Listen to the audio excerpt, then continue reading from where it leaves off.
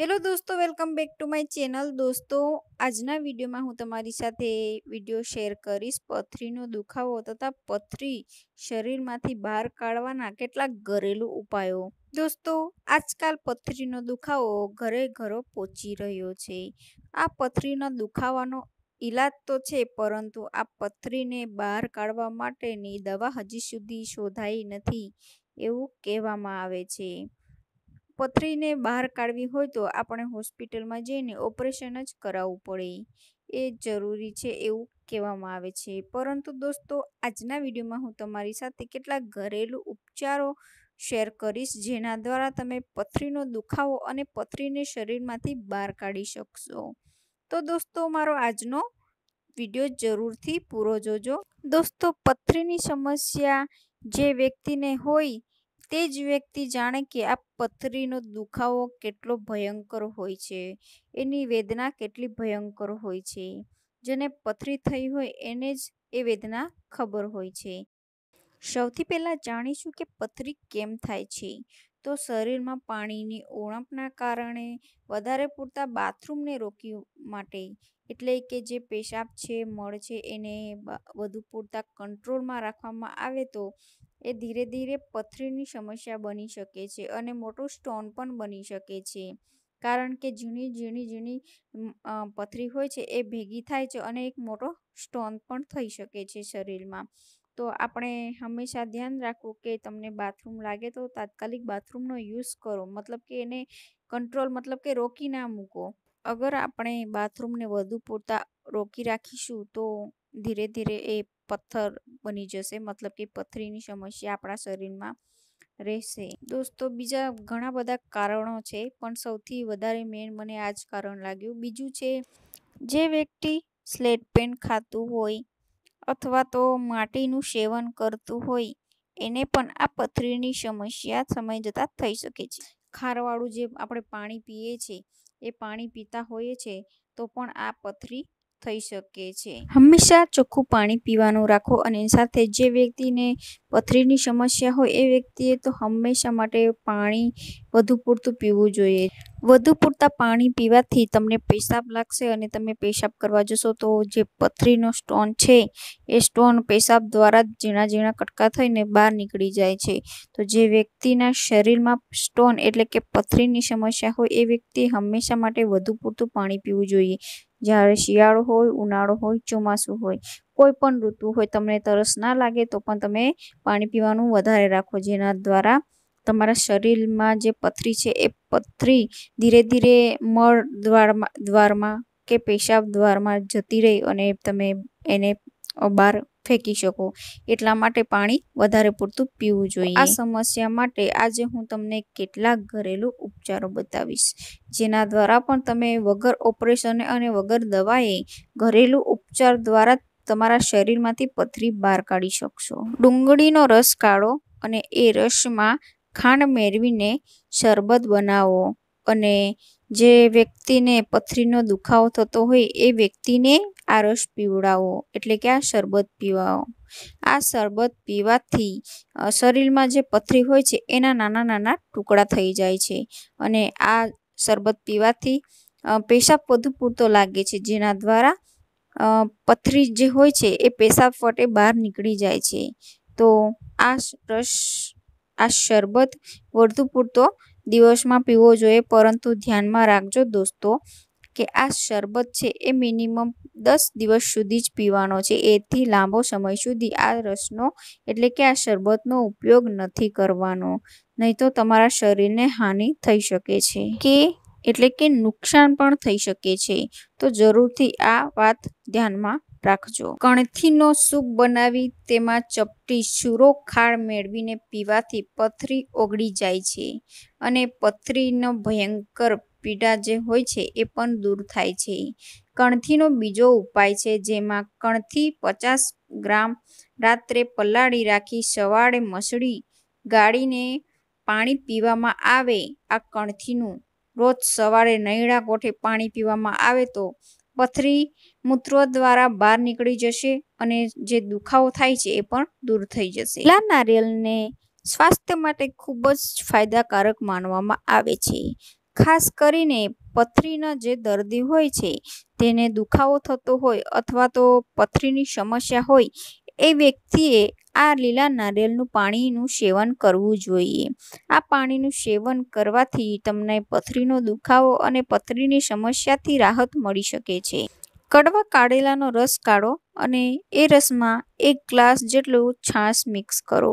આ બંનેને મિક્સ કર્યા બાદ એ છાશને પી જવાની છે. આનું સેવન કરવાથી પથરી મૂત્ર દ્વારા બહાર નીકળી જાય છે. દોસ્તો, આ કડવા કાઢેલા અને છાશનો ટેસ્ટ થોડોક અજીબ લાગે છે, પણ જો પથરીને બહાર કાઢવી હોય તો જરૂરથી આ ઉપાય અજમાવી જોવો જોઈએ. મોટી એલચી અને તરબૂચના બીનો પાવડર બનાવવાનો છે અને તેને 2 ચમચી સાકરમાં મિક્સ કરીને 1 કપ જેટલા પાણીમાં મેળવીને સવાર સાંજ પીવાનું છે. આ રસ એટલે કે આનો ઉપયોગ કરવાથી પથરી બહાર નીકળી જાય છે.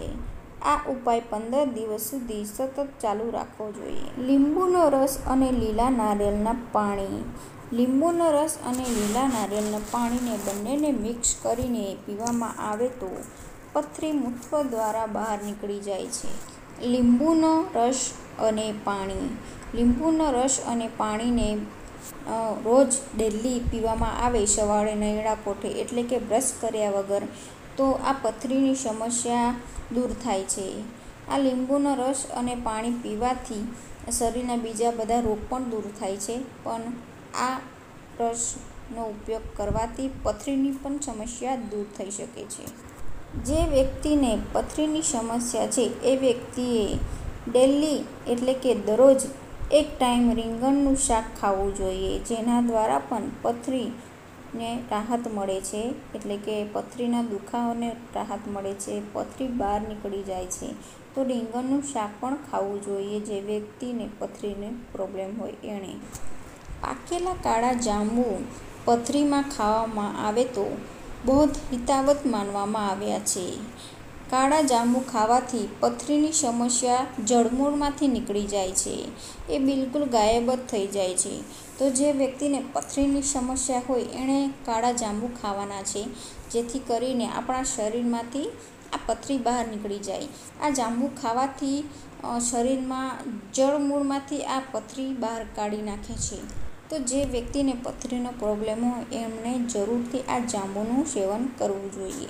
જે વ્યક્તિને અતિશય પથરીનો દુખાવો થતો હોય તો એ વ્યક્તિએ જીરું અને સાકર સમાન માત્રામાં લેવાનું છે.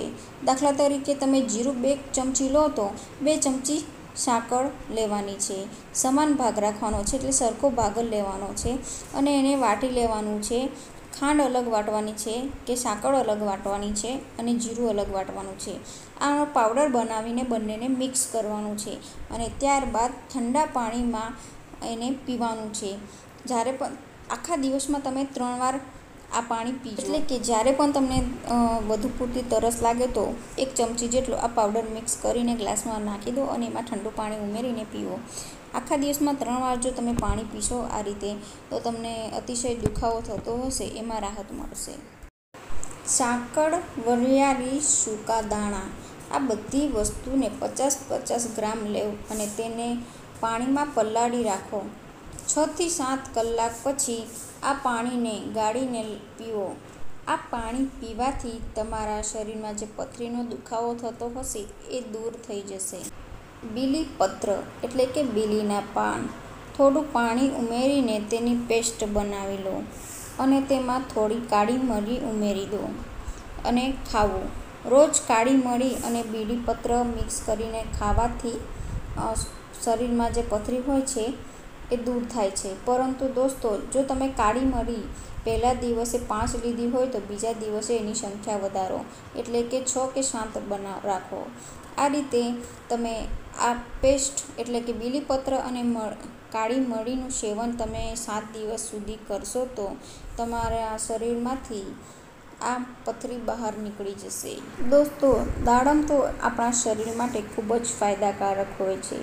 દાડમમાં ઘણા બધા પ્રોટીનો હોય છે, જેના દ્વારા આપણે આ દાડમનું સેવન તો કરે છે, પરંતુ આ દાડમનું સેવન જો જે વ્યક્તિને પથરીની સમસ્યા હોય એ વ્યક્તિ સેવન કરે, એટલે કે આ દાડમનો રસનું સેવન કરે તો એમને ઘણા ફાયદા થાય છે. સાથે શરીરમાં ઘણા બધા પોષક તત્વો પણ આપે છે આ દાડમનો રસ.